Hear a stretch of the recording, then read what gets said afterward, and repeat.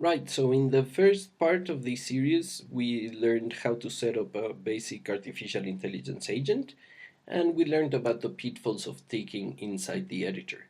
Now I want to show you that you can use trees as nodes of other trees. So for this, I'm going to create a new tree by going right-click, create, Koala Behavior Trees, and then tree. And I'm going to call this tree B. I'm going to put it in the koala brain so I can inspect it. I'm going to create a new root, and then I'm going to choose another node to put inside so that it's different from the first one we made. Now I'm going to save my tree, and I'm going to go back to the first tree. Now I can simply drag and drop the tree as if it was any other node, and you can see that it creates just the first node of that tree. Let me take it out like that. Okay, and let's see what happens when I run it. It won't work properly because I haven't filled all the parameters of the different parts of the tree, but just so you see what happens. And I'm gonna turn off my second NPC so that we can focus on what happens with the first one. And I'm simply gonna run the game. Now you can see that when it creates the copies, it creates deep copies so that the action node of tree B is now part of the tree, and this is very nice. Now, two things you need to consider. First, because trees are actually nodes, I could inside my tree A take the tree A and put it as a child of the root.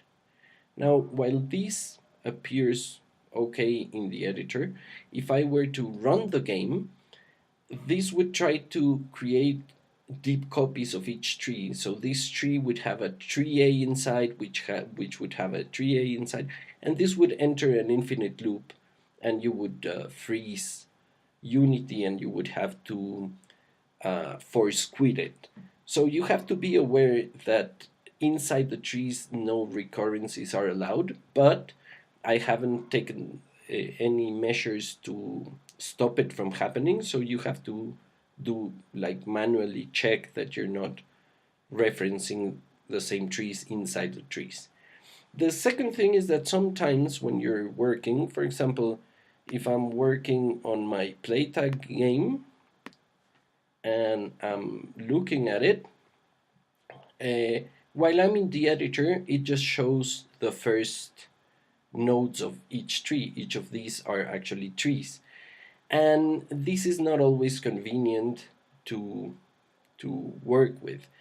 I don't want to have to go and put each independent tree here in order to edit it. So for this, in the koala nodes, you have a node called the observer. And the observer just has a list of trees, which I'm going to make 0 for now. So I'm going to create a new inspector, and I'm going to log this inspector in the observer. And now I can put trees inside the observer, and they will show exactly as in the editor, with the difference that I cannot tick from here. To tick, I have to do it from a proper game object, but I can change it and edit it and save it, and I can also change the amount of trees I want to see, and I can collapse them. So this way, when you have trees inside trees, you can use the observer as a tool to inspect them and edit them, which is sometimes useful. Now let me show you the structure nodes included in the Koala Tree Behavior Trees Library. So there are 14 structure nodes and 5 tools.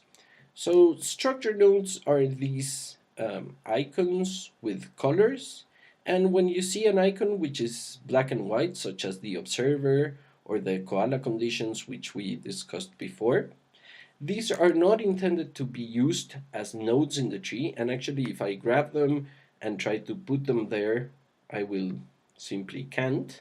And they're used to either hold methods for actions or conditions, or as tools as the observer. Now, the colors code sort of like the function of each different node, and we have basic nodes, which are these blue ones: the sequencer, the selector, the priority sequence, and the priority selector. And these control the flow of the tree.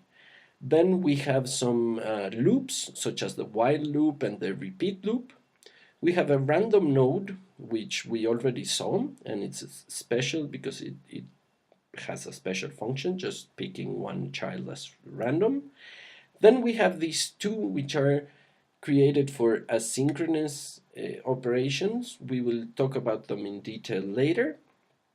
We have these two, which are decorators: the not node, which simply returns the opposite of its child node, and the mute node, which will always succeed independently of whether the child succeeds or fails. And finally, we have, well, the actions and the conditions. Now, eh, I'll cover them in different videos, but one thing you have to be aware of is that every node has its own documentation inside. So if you pick any node and you click on this little question mark, it will give you a window where it tells you what it does. So the selector runs its childs in order until one succeeds, and it tells you the succeed and failure and running conditions. So every time you're inspecting your editor and you want to see what that node is doing, you can click on that icon and there's the documentation. And for example, the root node of the trees, you can see that it's actually a selector, and I can click on it and check that it's actually a selector. So this is good reference when you're not sure what each node does. Uh, okay, so this is enough for us to go into the details of each node. First, I will go into these three nodes, which are called leaf nodes because they don't tick any of their children. If I have a tree, for example, my tree B, and I have an action, and I put another node as a child of the action, that node will never be ticked because action nodes are just the leaves and they don't do anything with its children. And this is also mentioned in the description of the nodes when each node ticks or not its children. Here it says does not run any child. Okay, so in the next videos I will go through the different options of the nodes.